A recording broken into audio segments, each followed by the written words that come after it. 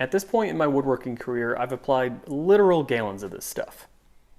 And through all the different applications I've done over the years, I've learned a lot. And if I knew back then what I know now, it would have saved me a few headaches. So in this video, I'm going to share my most helpful tips and tricks that'll save you time and money when applying Rubio Monocoat. So let's get right into it. So tip number one, and something that I wish I knew sooner, is that the accelerator that comes in this kit is completely optional. If you're unfamiliar with how Rubio Monocoat comes, if you buy this kit, which is probably the most common kit, it's their 350 milliliter kit, you mix these two together. I believe it's 2 parts of this to 1 part of this, or 3 parts to 1 part, doesn't matter. But it makes you think that this is some type of hardener when it's really not. It's called an accelerator, it says it right on it. And the only thing that it's meant to do is take any of these wax finishes and make them harden quicker. Without the accelerator, it's going to harden in 21 days or fully cure in 21 days. With it, it fully cures in 7 days. The finish is not going to look any different without it, and it's not going to be any harder versus not hard without it. So you can just buy these smaller versions if you want. If you don't need as much, you can buy these smaller ones, and you don't have to buy the accelerant on the side. You can just apply this, just be a little bit more careful, just knowing that it's going to take about 2 weeks longer to cure fully, but it'll look exactly the same. But if you do choose to go with the accelerator, I highly recommend you get yourself some of these syringes. Measuring this stuff out and mixing it up can be kind of a pain, but if you get yourself some of these syringes, which don't cost much, it's a lot easier to draw in the amount you need. Like I said, I think it's 3-to-1 or 2-to-1. It's one of those ratios. You pull in the exact amount you need and squirt it into a cup, and it's a lot easier and less wasteful than using something like a measuring teaspoon or something like that, or even cups, because then you have to try and get all of it out of the outside, or all of it that's coated on the inside of the cup, or whatever you're using. These will really pull it in, and then when you squirt it out, there's none left in there, and it gives you exact measurements. So definitely, if you're going to plan on using the accelerator, get yourself some of these syringes. I got a whole bag so that I have a ton of them and I can just throw them away when I'm done with them.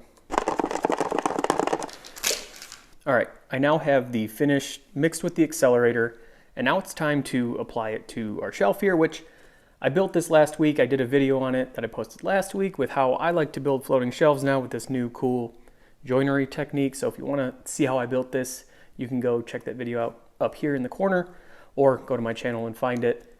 So when you want to spread this stuff, it's best to use some sort of plastic card. It usually comes with something like this if you get it on Amazon.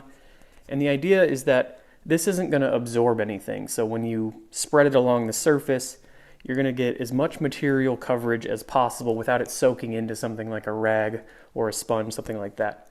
But if you don't have one of these, or it doesn't come with these, I like to just get these mixed packs of putty knives that come in all different sizes, because I always have different size surfaces, sometimes really large tables, which you can use something like this on, or on the edge of this. You don't want to use a big giant one like this, so I might go with maybe this one to cover the surface, and then it's small enough to do the edges really well. And these are only like $6, so these are a great pickup. So now I'm gonna put the finish on, and then we'll come back here and show you how I like to buff it. Before I apply any type of finish, I always make sure that the surface is perfectly clean. I do this with a dust extractor and then wiping the entire thing down with mineral spirits. Once the surface is completely dry, I then come back and coat the entire surface with the Rubio.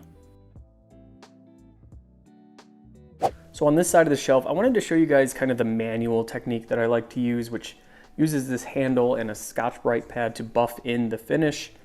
And I cut this piece from a bigger piece of Scotch-Brite here.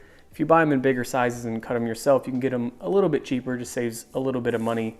But on something small like this, I usually do it by hand with this, but if I'm doing a larger sheet, let's say a full table or a full sheet of plywood, something like that, I like to use a random orbit sander with this attached as well, and it just saves your arms a little bit, and honestly I think gives a slightly better finish because it just buffs it in and really smooths everything out really nice.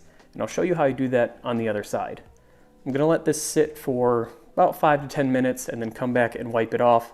I did put way too much on this side, but too much is better than too little, but I'll see you back here in 5 to 10 minutes to buff this off. So after about 10 minutes, I come back with these Wypall towels, which I'll talk about in a second, and the goal is to remove as much Rubio as possible.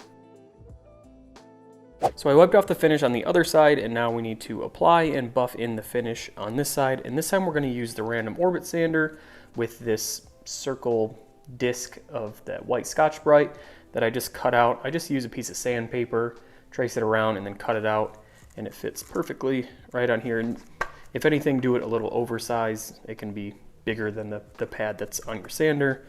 And we're going to basically do the same thing, except this is going to do all the work for us this time. If you are going to be using a random orbit sander, check to see if yours has speed settings. What you're going to want to do is turn it to the absolute lowest speed setting. We're not looking for fast revolutions here. We're just trying to work that Rubio down into the grain so they get a better finish overall. This technique also works awesome on small edges like this.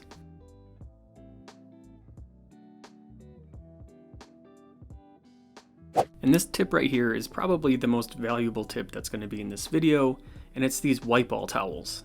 The most difficult part of any Rubio application is the removal of the excess that's on the surface. And if you don't have a great disposable towel for this, it can make the job even more difficult. And I went through probably 3 or 4 different disposable towels until I found these Wypall towels. They have this really cool honeycomb pattern that makes it great for removing Rubio.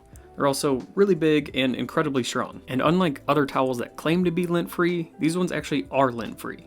So for my last tip when it comes to applying Rubio Monocoat, if you prefer more of a glossy sheen or a little bit higher sheen, this has a pretty much a matte finish. It's pretty flat. So to bump up that sheen just a little bit, Rubio says to add this universal maintenance oil as the final coat. So after that dries, go ahead and do a coat of this on top. It spreads out the same, buff it in, rub it off, and it should bring up that sheen just a little bit.